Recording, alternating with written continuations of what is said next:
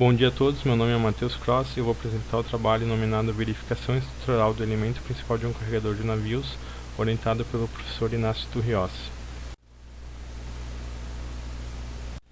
Falar um pouco então sobre o equipamento. O carregador de navios é um equipamento utilizado em terminais portuários que tem como função o transporte de granéis para navios. Ele é um equipamento fundamental para a exportação de grãos, principalmente no Brasil, que é um grande fornecedor de commodities. O carregador de navios possui uma estrutura metálica esbelta e complexa, conforme pode ser visto na imagem, e está sujeito a diversos esforços compressivos e flexivos. Como ele tem uma altura de cerca de 40 metros ou mais, o colapso da estrutura pode ser catastrófico, provocando assim diversas perdas, tanto em termos financeiros quanto em termos de risco de morte. A utilização de diferentes metodologias de dimensionamento permite obter soluções mais robustas. Tendo em vista isso, nos últimos anos as normas têm optado pela apresentação de métodos híbridos que apresentam combinações de soluções analíticas com soluções numéricas. Entre os objetivos do trabalho pode-se citar verificar um dos elementos do pórtico superior, que pode ser visto na imagem, pela metodologia clássica e pela metodologia alternativa proposta pela norma NBR 8800 de 2008. Essa metodologia alternativa é uma metodologia híbrida que considera soluções numéricas com expressões analíticas. Também é um dos objetivos do trabalho utilizar o modelo numérico via elementos unifilares para determinar as cargas de flambagem de colapso e, por fim, comparar e discutir os modelos de verificação propostos. A metodologia do trabalho foi dividida entre esses 5 passos que serão apresentados a seguir. Primeiro, a descrição do modelo físico. Entre os componentes do carregador de navio, selecionou-se um componente de maior interesse para esse estudo, que é denominado pórtico superior e pode ser visualizado na imagem central da tela. Esse componente foi selecionado porque está sujeito aos maiores esforços compressivos e flexivos e porque possui estrutura esbelta. Dentro do pórtico superior foi selecionada uma seção para esse estudo que pode ser vista em amarelo na imagem da direita. Essa seção possui viga caixão e é formada por chapas de aço soldado. Vale ressaltar aqui que para uma análise completa da estrutura, todas as outras seções deveriam ser analisadas também, porém não é o objetivo desse trabalho. Para o elemento vertical do pórtico superior, então, nessa imagem pode ser visualizado os pontos de aplicação de carga. Temos 3 tipos de carregamento, sendo o carregamento 1, em que se considera as ações devido ao peso próprio da estrutura e equipamentos, o carregamento 2, em que se considera as ações devido ao vento, e o carregamento 3, em que se considera as ações devido à pá carregadeira. A partir dos carregamentos vistos no slide anterior, é feita a determinação das cargas solicitantes pelo método dos estados limites. O método dos estados limites considera fatores de majoração e de minoração para as cargas aplicadas. Esses fatores foram obtidos a partir da NBR 8800 e podem ser vistos na tabela inferior. Juntamente com as cargas fornecidas, são definidas então 2 combinações diferentes para o cálculo pelo método de estados limites. A combinação 1, onde as ações devido ao vento são consideradas as variáveis principais, e a combinação 2, onde as ações devido à pá carregadeira são consideradas as ações variáveis principais. A partir dessas 2 combinações, foi então realizada a análise dos esforços para a região em estudo da estrutura. Os resultados encontrados para cada combinação de manual solicitante cálculo, portante solicitante cálculo e momento fletor solicitante cálculo são apresentados nessa tabela no canto inferior. A combinação 1 foi selecionada para a utilização na verificação da estrutura pelos métodos apresentados na norma, por ser o conjunto de solicitações mais favorável para a seção. Agora veremos a metodologia clássica de dimensionamento da norma. A norma diz que os esforços resistentes de cálculo devem ser maior ou igual aos esforços solicitantes de cálculo. Também diz que para o caso de estruturas em que há interação de solicitações, a expressão vista na direita deve ser atendida sendo menor ou igual a 1. Veremos agora a aplicação da metodologia híbrida proposta pela norma. Essa metodologia estabelece que a tensão normal solicitante de cálculo σSD deve ser menor ou igual que a tensão normal resistente de cálculo σRD. O mesmo vale para a tensão de cisalhamento solicitante de cálculo τSD, que deve ser menor ou igual que a tensão cisalhante resistente de cálculo τRD. Nesse estudo, a metodologia foi aplicada conforme pode ser visto no fluxograma da direita, onde se faz a análise linear elástica, a análise de flambagem elástica, obtendo um alto valor. Para a determinação de sigma E, que é a tensão crítica elástica normal, e de tau E, que é a tensão crítica elástica de cisalhamento, é aplicado então o alto valor na análise linear elástica, e a partir dessas tensões obtidas é possível calcular, a partir da norma, a tensão normal resistente de cálculo sigma RD e a tensão de cisalhamento resistente de cálculo tau RD. Para a tensão normal solicitante de cálculo e para a tensão de cisalhamento solicitante de cálculo, é aplicado a partir da análise linear elástica o fator de divisão de normalização das cargas que foi aplicado na solicitação do modelo numérico. Para a determinação das tensões foi utilizada uma análise por elementos finitos no pórtico superior via ANSYS. Foi desenvolvido então um modelo numérico onde se tem 142.851 nós e 47.840 elementos de cascas de 8 nós com 6 graus de liberdade. As cargas aplicadas foram normalizadas e na figura da esquerda se tem as condições de contorno impostas, sendo na parte inferior impedida a translação e a rotação, e nos outros pontos onde se tem as travessas laterais na estrutura impedido a translação no eixo X. A partir disso, então, foi feita a análise linear elástica e a análise linear de flambagem elástica, onde se obteve a determinação do alto valor de flambagem, a determinação da tensão crítica elástica normal sigma E e a determinação da tensão crítica elástica de cisalhamento tau E. Agora veremos a metodologia para análise linear e não linear por elementos unifilares. Com a utilização do software Mastan, foi modelada de maneira simplificada a estrutura vertical do pórtico. Na figura da esquerda podem ser vistos os pontos onde foram impedidos a translação em X e o ponto onde foi impedida a rotação e translação da estrutura. Na figura da direita podem ser vistos os pontos onde foram aplicadas as cargas conforme a combinação vista anteriormente. A partir desse modelo foi realizada a análise de flambagem elástica, determinando assim o conjunto de cargas críticas de flambagem, e a análise não linear física e geométrica, determinando assim o conjunto de cargas que levam a estrutura ao colapso. Então, de maneira resumida, temos que a partir da análise linear elástica se obtém um fator multiplicador que nos dá o conjunto de cargas críticas de flambagem, e a partir da análise não linear se obtém outro fator multiplicador que nos dá o conjunto de cargas de colapso.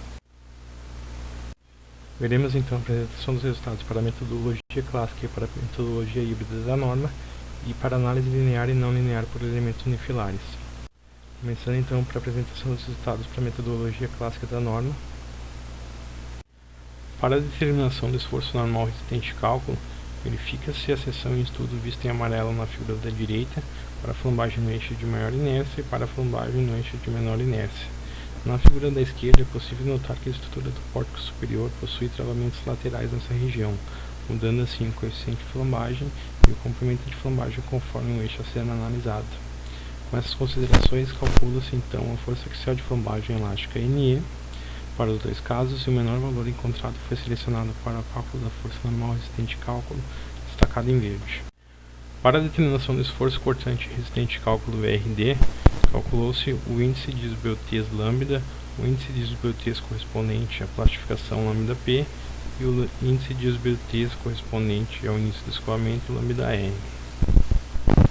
Conforme pode ser observado no gráfico, o lambda P, que corresponde ao valor da força cortante de colapso, e o lambda R, que corresponde ao valor da força cortante do início do escoamento, são menores do que o lambda. Portanto, a flambagem se dá com uma força cortante menor do que a força cortante de escoamento, sendo definida igual ao valor destacado em verde. Para o momento fletor resistente de cálculo MRD, é feita a verificação para três casos: o momento fletor da flambagem local da alma, o momento fletor da flambagem local por torção e o momento fletor da flambagem local da mesa. O menor valor encontrado para o momento resistente de cálculo é encontrado então na flambagem local por torção, sendo destacado em verde na tabela.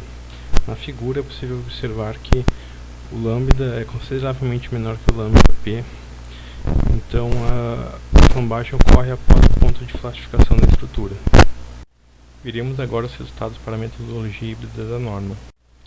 Com o modelo numérico em elementos finitos e aplicando as cargas normalizadas, se obteve para análise de flambagem linear um alto valor de 3,4899 vezes 10 na 6 para o primeiro modo de flambagem. Nota-se também que a flambagem ocorre localmente na região que está sendo estudada.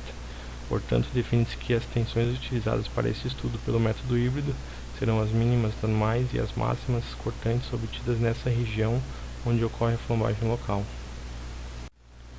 Conforme pode ser visto na figura da esquerda, para determinar a tensão crítica elástica normal σe, se utiliza a mínima tensão normal obtida na análise elástica linear, multiplicado pelo alto valor obtido na análise de flambagem, chegando a σe igual a 357,47 MPa.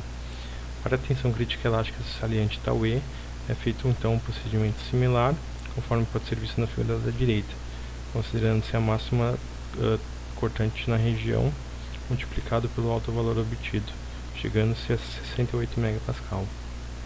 Para as tensões solicitantes, procede-se de maneira similar, porém multiplica-se os valores obtidos na análise elástica linear pelo fator de divisão das cargas para a normalização aplicada na análise pelo elemento finitos, chegando-se assim ao estado de tensões solicitantes na estrutura.